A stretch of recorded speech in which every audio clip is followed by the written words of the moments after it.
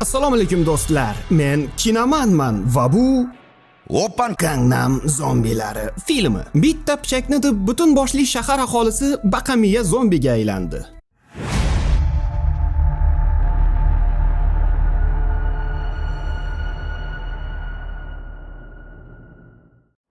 Film voqealari Janubiy Koreya poytaxtida sodir bo'ladi. Ikkita kisovur katta siqlatda turgan ichida qimmatbaho zargarlik buyumlari bo'lgan konteynerni ochib, endi boyib ketamiz, odamlarni tanimay qolamiz deya Chingizdak orzu qilishayotganda, yo'q joydan qayerdandir pishak chiqib keladi va o'g'rilardan biriga sakrab, uni tirnab oladi. Van oldiniga yaraga e'tibor qilmasdan sumkasini qimmatbaho soatlar bilan to'ldiradi. Oradan ko'p o'tmasdan virus uning tanasini butunlay egallab oladi va Van ongsizlana boshlaydi. Sherigi Vanni chaqirib ketishlari kerakligini aytadi, biroq allaqachon qonsirashni boshlagan erkak shartta bo'ynidan oladi va sevishganlarday achomlashib cho'milib chiqqani ketishadi. Ertasi kuni tongda uyg'ongan Van endilikda yarim odam, yarim zombiga aylangan edi. Suvda sog'otib ketgan chalazambaq quruqlikka chiqib, sekingina shahar markaziga yo'l oladi. Ko'p o'tmay shaharda cho'chqa go'shini xomligicha paqqos tushirayotgan odam paydo bo'ladi. Buni qarangki, bu kimsan Vanning o'zginasi edi. Atrofdagilarga esa faqat layk kerak edi. Odamlar ko'payishni boshlagach qo'rqib ketgan Van u yerdan qochib ketib ko'zdan g'oyib bo'ladi. Quyoshda toblanib turgan Vanni sal qolsa suv tashuvchisi bosib ketay deydi. Yukchining ortidan poylab borgan Van yuk tashuvchisi uni sezmay qolishiga harakat qiladi va imkon bo'lishi bilan bir sakrab bo'ynidan cho'lpilatib oladi. Odam qonidan tatib ko'rgan Van endi butunlaycha zombiga aylanadi. Ayni shu damdan boshlab qonli qatlon boshlanib ketadi va virus bino ichida yashin tezligida tarqala boshladi. Van tishlagan kimsa borki, baqamiyaga aylana boshladi. Arenda puli uchun kelgan bino egasi bu holatni ko'rib, qorovullarga buni to'xtatishni buyuradi. Biroq qonga tashna zombilar uchun ikkita qorovul nima bo'pti? Ular ham tezdagina tushlikka aylanishadi. Ado bo'lganligini tushungan ayol pastdagi qorovulga ratsiya orqali barcha eshiklarni qulflashni buyuradi. Qorovul eshiklarni qulflashi bilan uning ortida zombilar talpasi paydo bo'ladi va davramizga qo'shil yigitcha deganday uni ham tishlab, uni ham o'zlaridan biriga aylantirishadi. Bu vaqtda bino egasi va qolganlar baqamiyalardan qochishayotgan edi. Suratga olish xonasi yonidan o'tisharkan o'sha yerda yashirinishga qaror qilishadi. Bu shu ofis egasi Inji. Madam An ofisga kirishi bilan kuzatuv kamerasi Vanning sovuq turqini ko'rsatadi va dahshat bilan aynan shu turqinga ittepkur binodagi barchani tishlab virusni yuqtirganligini aytib beradi. Barcha bu holatda nima qilish kerakligini muhokama qilishayotgan vaqtda Inji bundan juda xursand bo'ladi. Bu ajoyib kadrlarni suratga olish uchun imkoniyat edi. Agar u barcha baqamiyalarni suratga ola olsa, bu haqiqiy sensatsiya bo'lardi. Inji barchani o'zi bilan olib ketadi.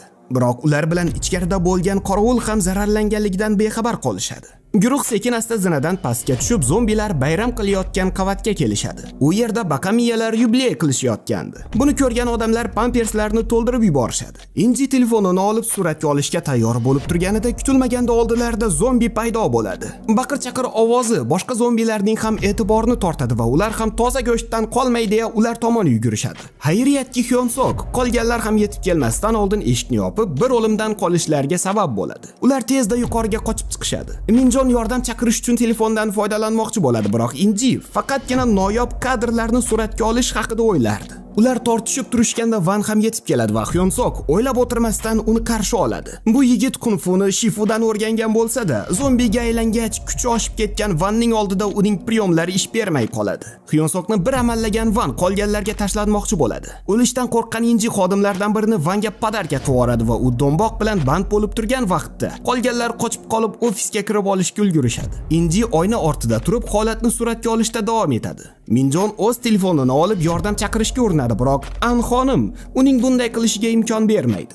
U binoning mavqeiga putur yetmasligi uchun bu haqda hech kimga aytmaslik kerak deb hisoblardi. To'qmiya o'zi bilan o'zi band bo'lib turganda yonadagilar ko'rganlardan dahshatga tushadi. O'zidan qahramon yasagan chala BTS yana zombi bilan kurashib ketadi. Boshida hammasi yaxshi ketayotgandi, biroq baqamiya ham anchadan beri kung-fuga qatnab kelgan ekan. Hyonsok qorovul bilan ovora bo'lib turganida turk sovuq Van ham yetib keladi. Qo'rquvdan o'lay degan latta esa bu safar Minjonni qurbon qilmoqchi bo'ladi. Ammo o'z vaqtida harakat qilgan Hyonsok qizni qutqarib qoladi va zombining qanday tushlik qilishini ko'rib turishadi.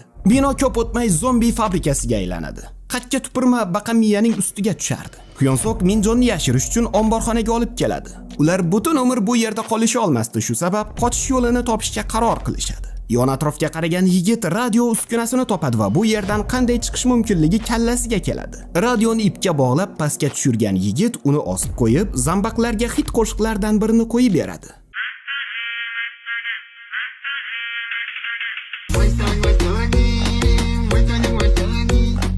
Buni eshitib, axir bu Chingizku degan zombilar esa kumirlarni yaxshiroq eshitish uchun radio tagiga yetib kelishadi. Buni eshitib, hatto o'lik zombi ham tirilib ketadi. Zombilar Chingizning ovozini o'chira olmay turishgan vaqtda Hyonsoq qiz bilan ofis tomon yuguradi. Biroq endi keldik deyishganda yana o'sha turq sovuq vanga duch kelishadi. Hyonsoq yana kung-fudan dars o'ta boshlaydi. Minjon unga yordam bermoqchi bo'lganida uning ortida zombiga aylangan Inji paydo bo'ladi. U sekin qizga tegajonlik qilishni boshlaydi va shu onda qiz Hyonsoq unga o'rgatgan priyomni eslab qoladi va shilqimlarga o'lim shiori ostida suyuqoyoq zombini dabdala qiladi. Inji bilan hisoblashib bo'lgan qiz endi ustozi Hyonsoqqa yordam beradi. Bundan so'ng ofisga kirib olishadi, biroq endi yordam chaqirishmoqchi bo'lishganda telefonlarda aloqa yo'qligini ko'rishadi. Hatto damashnilar ham ishlamayotgan edi. Qutqaruv kuchlari kelmasligini tushungan Hyonsoq buni o'zimiz uddalashimiz kerak degan qarorga keladi. Bino zaliga chiqqan juftlik chiqish yo'lini izlab birin-ketin baqamiyalarni yer tishlatib qahramonlik ko'rsatishadi. Shuncha qonxo'rlar ikkita jipiriqqa tupurib ham zarar berisha olmaydi va ular holiroq joyga yetib kelishadi. Hyonsoq oldiniga zinadan tushib, bino podvaliga kirib olishni reja qiladi, biroq u yerda ham zombi borligini ko'rishgach, yana ortlariga qaytishadi. Tashqariga chiqishlari bilan yana eski qadrdonlari ularni quvlashga tushadi.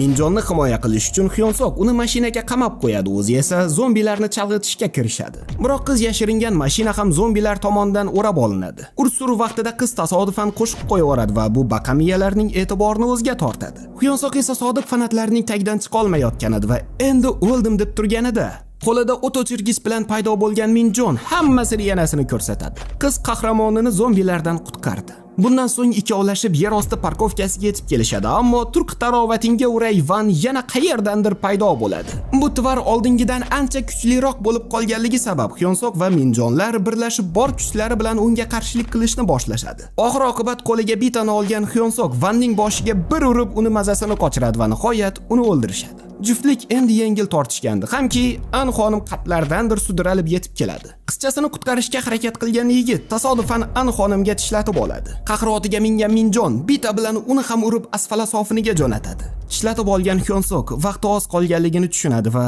yuragidagi borini ochib sochadi. Sevishganlar so'nggi bor vidolashganlardan so'ng yigit qizga bu yerdan tezroq tuyog'ini shiqillatgani yaxshiligini aytadi va endi bir necha qadam tashlashganda hamki Hyonsoqning ishtoniga osilib turgan protezlarni ko'rib qolishadi. Ma'lum bo'lishicha, An xonim Hyonsoqni tishlash u yoqda tursin, hatto paypog'ini ham tesha olmagan ekan. Yigit bahonada qizga sevgisi qor qilib oldi. Oxir oqibat juftlik binodan chiqib olishni uddalashadi. Tamom.